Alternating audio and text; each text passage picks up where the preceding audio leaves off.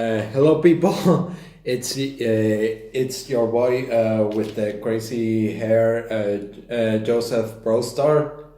I know I look like a mad scientist, or I look like a chestnut-haired Shigaraki. I'm talking about him. I just I finished over the weekend season 3 of My Hero Academia. It finished on Saturday. So I really wanna talk about that in this video. So without further delay, let's get right into the news.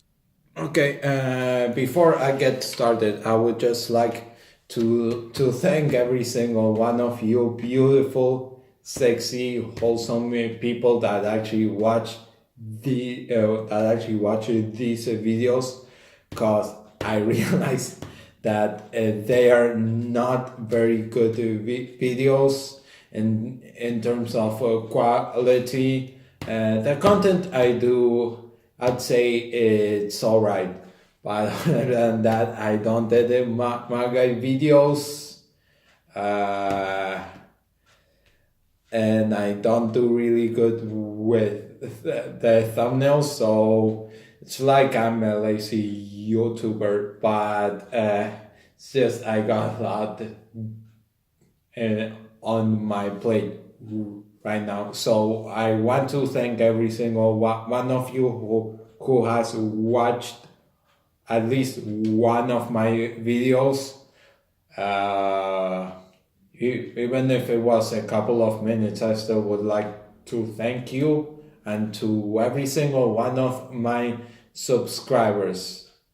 And one of those subscribers is me, but it's only to check about about the notifications, and I'm hoping that that YouTube doesn't decide to suddenly unsubscribe you from my channel. So it's just for that. Okay, let's get right into the video. It starts at 2 minutes 35 seconds.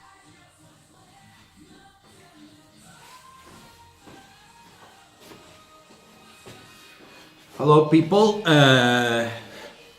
So 2 minutes and 35. I remind that when I do the description. Okay, so My Hero Academia season 3 has just ended. Man, a lot has happened in this season.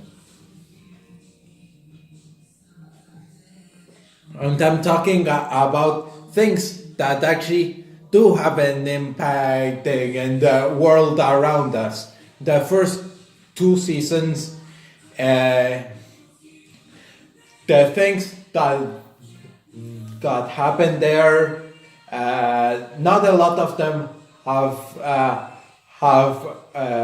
have mattered overall in the story, but in this season, a lot actually does.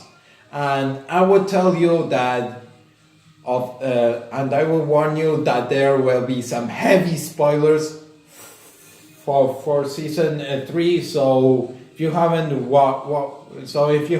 watched it or caught up, now it's your chance.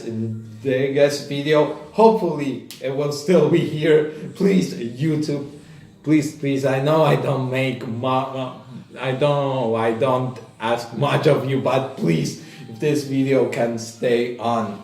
Okay, so in season 3 we have the Deku, basically Klaga's 1A, all in summer camp school, and we get introduced to the League of Villains, at least a little squad of the League of Villains. And so some of them actually, a lot of them have pretty awesome powers. Uh, and when they really pre and they really present a threat to the school as it is shown in the later episodes after the whole summer camp thing. And I was impressed, especially with an episode in the camp. Why I knew now this was coming if you read the manga. I know that I have, well, the anime actually surpassed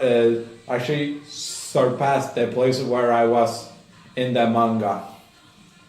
So now I have a lot of catching up to do for season 4. One that is that is Deku versus Muscular, and this battle, and it was so well animated. Thank you, Bones, for animating this show so perfectly, and also all the other shows. So thank you for that. But yes. So Deku versus Muscular, definitely a highlight of the season. The League of Villains is also a highlight, and there is a fight if Toga can be considered the best girl. I just gotta say, if she likes you, she will show her affection by cutting you up and sucking up your blood. But she does make a cute face whenever she's sucking your blood, like, oh, sucks. Kind of like that, but except it's cuter. I cannot manage to be cute at all. Well, if you think so, then I appreciate it. You are beautiful as well. Thank you for that. Okay, so I guess it affects the world. This attack of the League of Villains because UA is now under some serious backfire, and that affects the school's rep, and because of that, class 1A has to stay in dormitory. Just class 1A or the whole school? I really needed to rewatch the whole season again, so I'll do that sometime. Let's see. Then after that, and after the whole attack of the League of Villains, they kidnap Kacchan. Why? Because they believe, the fools, they believe that they can make Kacchan into a villain. And I guess I could understand why. I mean, Kacchan has this attitude of a young thug. So they see this as perfect for potential of a villain. Shigaraki and all for one sees opportunity in him becoming a villain, but so then Deku rescues him along with Ida, Todoroki, Kirishima, and Momo. Yeah, you're also. Yeah. So the rescue, it doesn't go well. Doesn't go well if you saw this season. And basically, All for One was dragged out of his cave because a lot of heroes they showed up. They showed up at this layer. Oh well, at the Nomus layer. And then we have the next thing, which is just All Might versus All for One, which I gotta admit was animated beautifully. I was looking forward to it. In fact, it's the last chapter. The last chapter I read in the manga was of All Might versus All for One. Yeah. So animation wise, it was standard excellent. So of Bones, I love you, Bones, and keep on doing that. And so, and United States of Smash was also beautiful. The whole animation and the transitions, the voice acting, it was all spectacular. The conclusion to All Might's story was beautifully done. Now the problem I have with this fight, there was a lack of creativity in the whole fight, because All for One has basically got a bunch of quirks, yet he didn't use a lot of quirks, and too bad. Maybe I've been spoiled by the amazing stand battles in JoJo's Bizarre Adventure, because they are so creative. The fights, and Araki knows how to use those abilities, those stand abilities. So I wanted to see more of that. Not in the All for One fight, but other than that, I have no major issues with it. Well, the creativity is actually a major issue, but other than that, it's okay. Swig off coffee. Okay, so and then the licensing exam happened. The provisional ones, and I was entertained by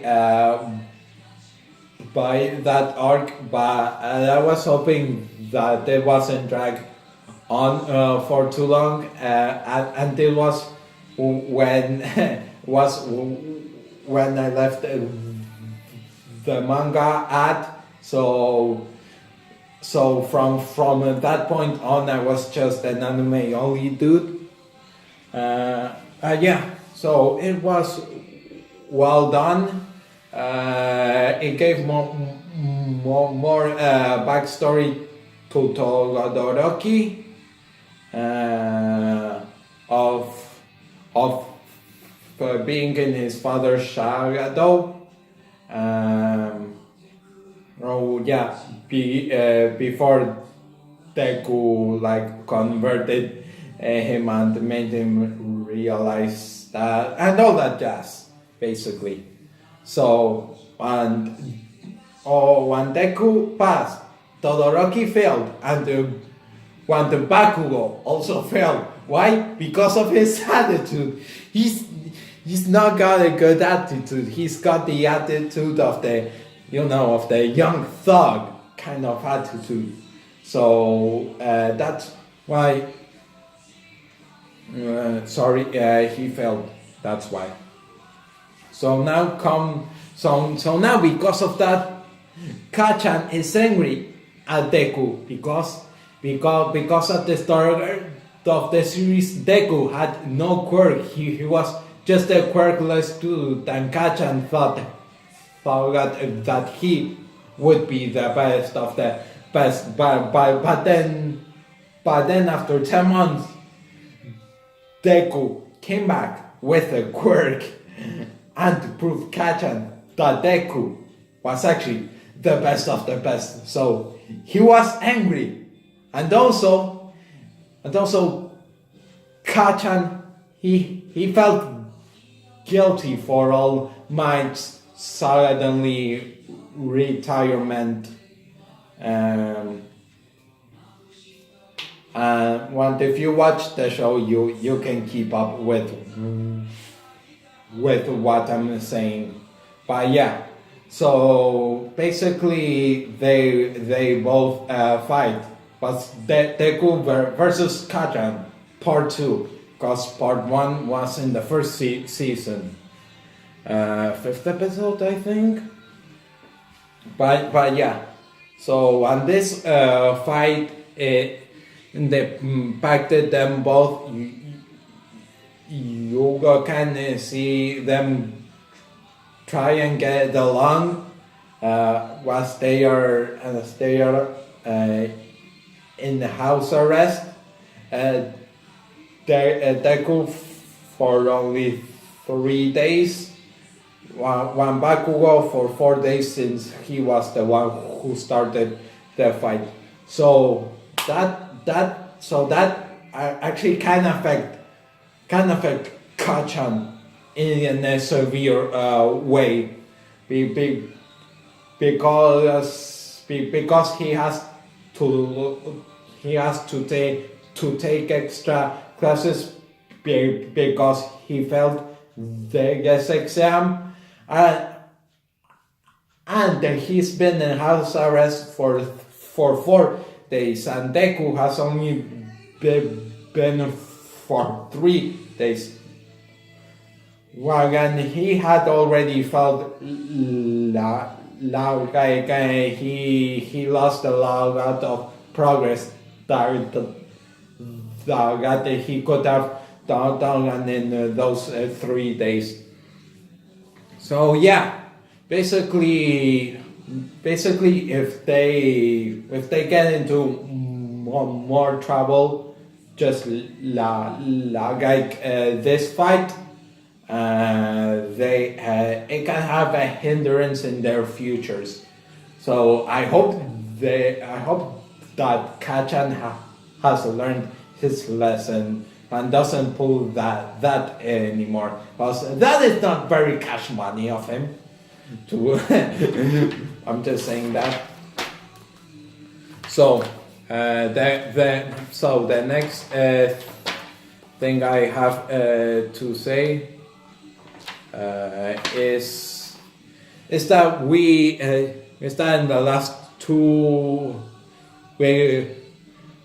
in the last two episodes we were introduced to the big 3, and I heard about the big 3, and because of the community, and I thought it was saved until 2019. But man, I'm so glad that they showed up. And we can clearly see that the big 3's appearance is set up for the things to come in season 4. I just would like to say that Muriel, best boy. I wish he was the main character. I wish he had inherited All Might's quirk, one for all. So yeah, I really do wish that would be the case.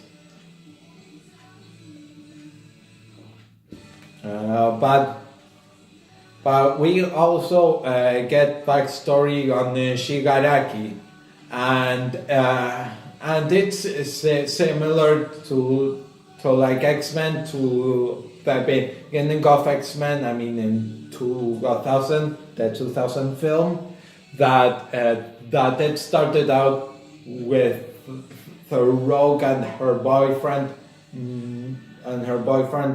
making out when she touched him, and it didn't turn out so well. I mean, she had almost killed me, and she was like, "Please, no, just don't touch me." And that is just scarring for like a child to see all that. So the same thing happened to Shigaraki, but there was no Charles Xavier, only all for one. And from what I can learn is that Shigaraki, well, with the touch of his five fingers, he can disintegrate anything, and so he accidentally disintegrated his father. I think his mother as well, or she just abandoned him, and all for one took him in. So that's how you make a villain. That's how a villain starts, with just a bad day and a bad mentor, an evil mentor. And in the last episode, we get our opening with Twice. He's just a random dude who just smokes his cigarettes, and I was like, wait, who is this dude? Am I even watching the right show? I mean, it's gotta be. Well, and yes, it was Twice, but without his disguise, and I love his backstory. His backstory is that, well, he can clone himself, and those clones can clone him, can clone themselves. So, and they basically went on like that everyone except the main guy was doing some chores, and they got tired of each other, and they killed each other. And so so it was a massacre, and at the end of the massacre, a whole lot of clones had died, and twice, which may or may not be the real Twice, but I'm confident it is the real Twice. Where he didn't know if he was a clone or not. He broke down in his head. He broke down and he thought about this. So he'll never clone himself again because of that trauma. Because just imagine if you sat down with a lot of use, with like 10 use, and then you all just started killing each other, and at one point you would imagine if you would or you wouldn't kill the real you. So just imagine if you didn't know if you were a clone or the real you who came out of your mother's womb. Just imagining that, man, I can't picture it. It's so tragic. Anyway, and season 3 ends with Overhaul. dance with overhaul. One overhaul is I don't know about him, but he's a popular guy. He's popular. Well, I know about that, and his design is really cool. Also his voice actor is really good. So that's it. That's all I have for you. I would just like to thank you guys for having the patience with me and my stutter. You guys are probably gonna say that I have a lot of balls for doing this sort of thing because I have a stutter, but it's no problem for me. So I don't find that a hindrance at all. So thank you guys so much. You guys are sexy, and you guys you make me who I am as a YouTuber, and I'm sorry that there's no fancy cosplaying today. I put it to wash, so it's drying. Should be dried by this afternoon. Thank you guys so much for your patience, and I would just like to say that stay clean, guys, because I know I have a lot of hair, but it's clean, and I'll get a haircut tomorrow. So yeah, I don't know how to do an outro. This is the best that I've got. Again, thank you guys so much for watching. I'll see you again later. Oh yes, I watched the Bleach movie, the live action film, but I don't know if I wanna do a video on that since I don't like, since I'm not a fan of Bleach. I don't like it at all. Because I think it's bland. It's not about a sword art online, but still, I don't like it in particular. But if you do, hey, great. That's great for you. Wait, see you later. Have a great day / afternoon / night. Okay?